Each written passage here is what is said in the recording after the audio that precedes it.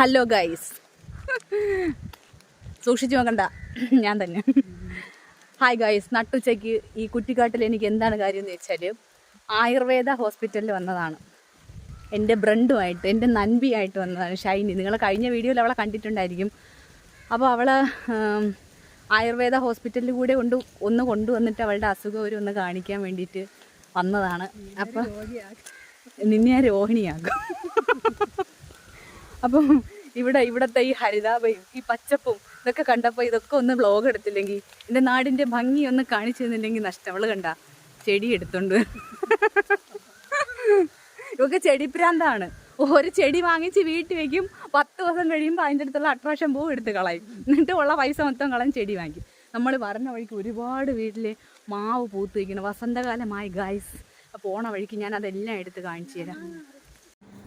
വസന്തകാലം ഇങ്ങോട്ട് എത്തി, ഉത്സവ സീസണായി എന്നറിയിക്കാൻ വേണ്ടിയിട്ടാണ് ഈ മാമ്പൂവ് ഇങ്ങനെ പൂത്ത് ചൊരിഞ്ഞ് കിടക്കണമെന്ന് എനിക്ക് തോന്നണം. ഞങ്ങൾ പോകുന്ന വഴിക്ക് ഇഷ്ടം പോലെ പൂക്കൾ ഉണ്ട് കേട്ടോ. ഞങ്ങളുടെ നാട്ടിൽ ഇത്രയും ഭംഗിയുള്ള പൂക്കളൊക്കെ ഉണ്ടോ എന്ന് ഞാനിങ്ങനെ ചിന്തിച്ചു. അപ്പോൾ നിങ്ങൾ വിചാരിക്കും ഞാൻ എൻ്റെ നാടിനെ കുറ്റം പറയുന്നതെന്ന്. അല്ല, പണ്ട് നമുക്കിതൊന്നും കാണാൻ ഇതുവഴി റോഡൊന്നും ഇല്ലായിരുന്നു, ഇതുവഴി ഇത്ര സ്മൂത്തായിട്ട് നടന്ന് വരാനൊന്നും പറ്റത്തില്ലായിരുന്നു. അവിടെ കടത്തും കാര്യങ്ങളൊക്കെ ഉണ്ടായിരുന്നു. ഇപ്പോൾ നമ്മളിങ്ങനെ നടന്നു വന്നപ്പോഴാണ് ഞങ്ങളുടെ നാടിന് ഇത്രയും ഭംഗിയുണ്ടെന്നറിയുന്നത്. നമ്മളെ നാടിന് ഇത്രയും ഭംഗിയുണ്ട്. അവളൊരു മൊബൈലിൽ കാണുമ്പോൾ ഭയങ്കര ബ്യൂട്ടി.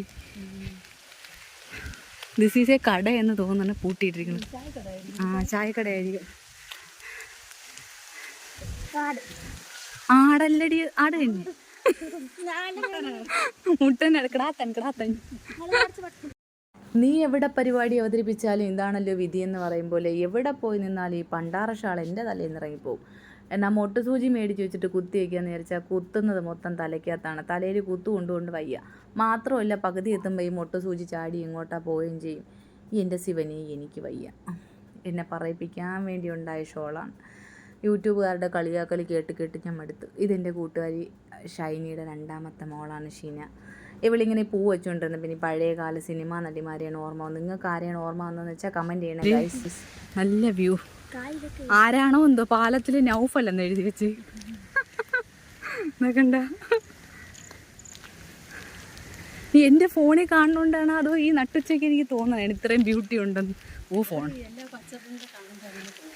ഫോണ് കായലിൽ പോയാൽ തീർന്ന്, ബ്യൂട്ടി കായലിൽ കിട. ഇവിടെയാണ് എൻ്റെ കൂട്ടുകാരി ഫാത്തിമയുടെ വീട്. ഞാൻ കല്യാണത്തിന് വന്നിട്ടുണ്ട്. നമ്മളെ കിൻഫ്രൈ പോകൂലേ, അപ്പം പിന്നെ എൻ്റെ കൂടെ ജോലി ചെയ്ത ഫാത്തിമയുടെ വീട്. ഇവിടെ ഒരുപാട് പിള്ളേരുടെ വീടുണ്ട്.